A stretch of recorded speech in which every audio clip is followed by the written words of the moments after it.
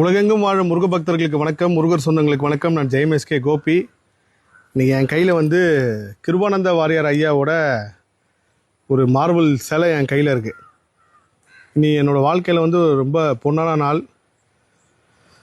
நான் எல்லா நேர்காணலையும் சொல்லுவேன், நீங்கள் யாரை ரொம்ப அவமதிக்கிறீங்களோ, யாரை ரொம்ப தரக்குறைவாக பார்க்குறீங்களோ, யாரை விமர்சிக்கிறீங்களோ அவங்ககிட்ட தான் காலம் உங்களை கொண்டு போய் நிற்க வைக்கும். அதனால் எல்லாரையுமே சமமாக பாருங்கள், யாரையும் தாழ்த்தி பார்க்காதீங்க அப்படின்னு சொல்லி எல்லா நேர்காணலையும் என்னோடய கர்மாராய்ச்சியில் உணர்ந்த விஷயத்தை தொடர்ந்து பதிவு பண்ணிட்டே இருப்பேன்.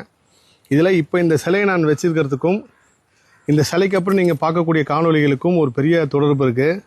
நான் பூர்வீகமே வடபழனின்றதுனால வடபழனி சரவணபவன் ஹோட்டல் இப்போ எல்லாருக்கும் தெரிஞ்சதை விட கடந்த ஒரு 10 வருஷத்துக்கு முன்னாடி எப்படி இருக்குன்னா, இந்த தெருவிலேருந்து அந்த தெரு வரைக்கும் பெரிய அளவுக்கு சரவணபவன் இருக்கும். அங்கேயே நிறைய விஷயங்கள் சரவணபவன்லேருந்து நம்ம வாழ்க்கையே ஓடிக்கிட்டு இருக்கோம், காலையிலேருந்து சாயங்காலம் வரைக்கும். ஏன்னா அவ்வளோ பெரிய இடம். காலையில் டிஃபன் சாப்பிட்றது மாதிரி லஞ்ச் சாப்பிட்ற வரைக்கும் நிறைய மீட்டிங் அப்படியே தான் போயிட்டுருக்கோம். 10 வருஷத்துக்கு முன்னாடி சரவணபவன் இருந்த ஒரு சில பேருக்கு தெரியும்.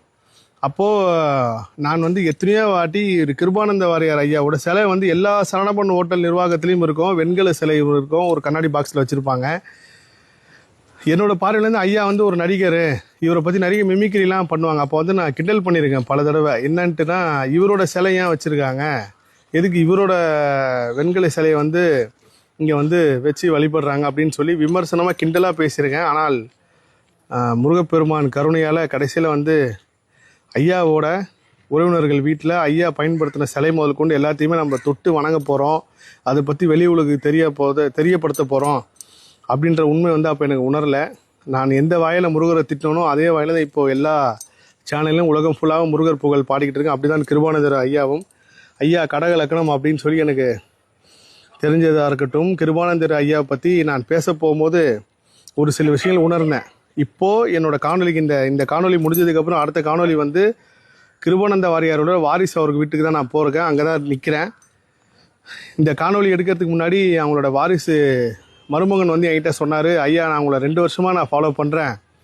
கடந்த ஒரு வருஷத்துக்கு முன்னாடி நான் யோசித்தேன், இவர் முருகர் யுகம் ஆரம்பம்ன்றாரு, முருகர் யுகத்தில் கிருபானந்த வாரியார் ஐயா இல்லாமல் எப்படி ஒரு விஷயம் இருக்கும், இவர் இன்னும் நம்ம ஐயாவை பற்றி பேசாமல் இருக்கார், தொடாமல் இருக்காரு, எப்படி இது சாத்தியம் அப்படின்னு நான் மனசுக்குள்ளே கேள்வி கேட்டேன்.